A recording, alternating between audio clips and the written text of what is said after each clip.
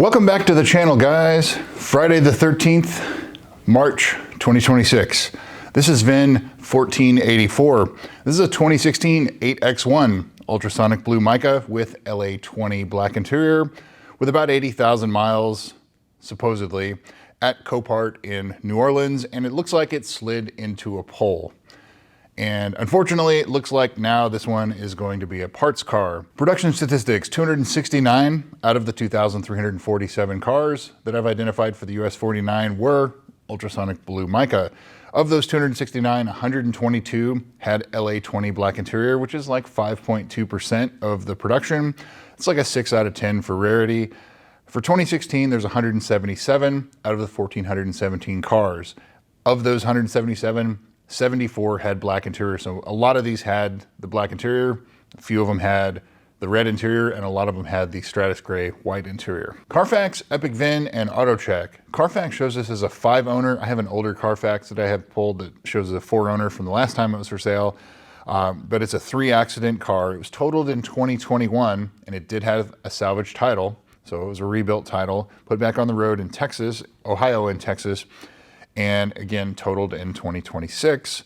Plus, it looks like it also has an odometer discrepancy of about 20,000 miles on top of that after it was wrecked the first time. So I don't know, maybe somebody replaced it with a used cluster or something like that, but there is some mileage discrepancy here. Epic VIN shows this as a 5-owner, 3-accident car. AutoCheck shows this as a 5-owner, 3-accident car totaled twice. So same deal. So this car has a little bit of history to it, a little bit of interesting history, but unfortunately it looks like it's gonna end up as a parts car. With a parts car, you wanna know the history, a little bit more, service history specifically, so let's see what we find. Previous sales. So this car was sold new in Florida, and it spent some time in New Jersey until it was totaled in 2021. In Ohio, as I said, it had a pretty good hit on the driver's side. Looks like somebody probably T-boned them. 47,000 miles was when that happened, and it was rebuilt and eventually spent most of its time in Texas. And it has an odometer discrepancy, as I said, right after it was rebuilt. So sometime, it looks like the mileage dropped almost 20,000, and it kind of stayed there and started building back up. So something kind of off there. It was for sale on Facebook Marketplace in July of 2025. I remember talking to the seller about this car, and he had no idea that it had allegedly had no idea that it had a odometer rollback. It was originally for sale for about $40,000, and he dropped it to $35,000, at which point it finally sold. The higher mileage examples, somewhere around 28 to 30, 32,000. So this is a little bit lower, again, allegedly, and it sold for 35. So not too far off in the ballpark of where a rebuilt title GSF should sell, but definitely got a little bit more than most get for a rebuilt title. But it looks like it sold to somebody in Louisiana after they bought it off of Facebook Marketplace. And now it's at Copart in New Orleans, Louisiana, and it looks like it probably slid into a pole or something like that. It doesn't look like it was T-boned. Pretty significant hit, and obviously the frame is most likely damaged looking at that hit. It looks like the passenger side airbags, and only the passenger side airbags, are deployed, which is good because usually when the airbags go off on these cars, all 12 of them go off. And so, you know, you've got some better parts now because you still have good airbags. You have a good driver's seat, so you don't have to repair the seat back or anything like that. So there are some more salvageable parts out of this car because not all the airbags were deployed, and it does run, which, you know, obviously didn't affect much of anything for the drivetrain. It's all on the passenger side in the middle of the car. But it looks like insurance paid out about $32,000 for this car. So it was a rebuilt title car that had full coverage on it, and the insurance paid them out $32,000, which that's kind of where market is on a rebuilt title car. So they got paid out pretty fair. And the bad news is, of course, the frame is most likely bent.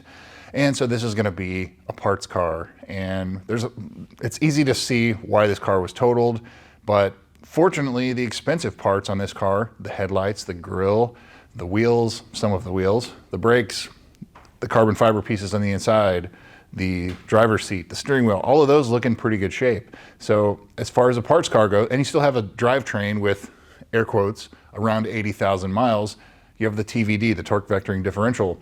So this drivetrain could have 100,000 miles, it could have 80,000, who knows, but either way, it doesn't have like 200,000 miles, so still a reasonable mileage drivetrain no matter what. So as far as the price goes, this car is probably, because it has a lot of pretty usable parts on it and a good drivetrain, it's probably gonna still fetch $15,000+ at this auction, plus fees. So like $18,000+ with fees would be my guess where this car is gonna end up. Even at that, it may likely just end up going overseas like so many of these other salvage title cars do.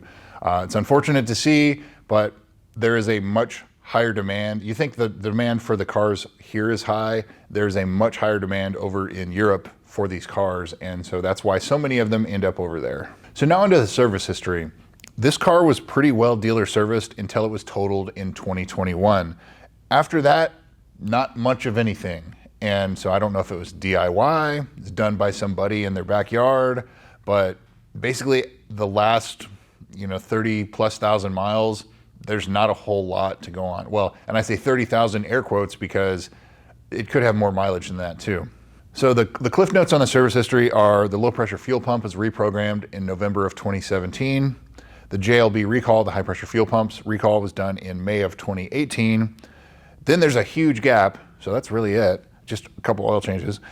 Then there's a huge gap, and August of 2025, it's back being serviced, oil change, and January of 2026, an oil change. And that's it. So the service history is pretty questionable on this car. The 60,000 mile service has probably not been done, so spark plugs, things like that. Transmission service, TVD service, and we don't really know how many miles this car actually has. It says 80,000, but it very likely could have another 20,000 on top of that. So would I buy this car? As a parts car, yes, and only if I could get it cheap enough. And I say cheap enough, for me it would probably be like somewhere around $10,000 to $12,000 max, but you could part it out and make double your money, triple your money, if not more. The valuable parts on the front look to be all there and good. So I think that there definitely would be a market to make your money back on this car and make a little profit if you wanted to do that. Something else that I've talked about in a couple other videos is the parts availability on these cars. Right now, most everything is still available. But when these cars, when they start discontinuing parts, when Lexus starts discontinuing parts, you are going to be in a world of hurt, and the community in general when that time comes, because like, for example, look at the LS430, which, not necessarily an enthusiast car, but they made 40-something thousand of them.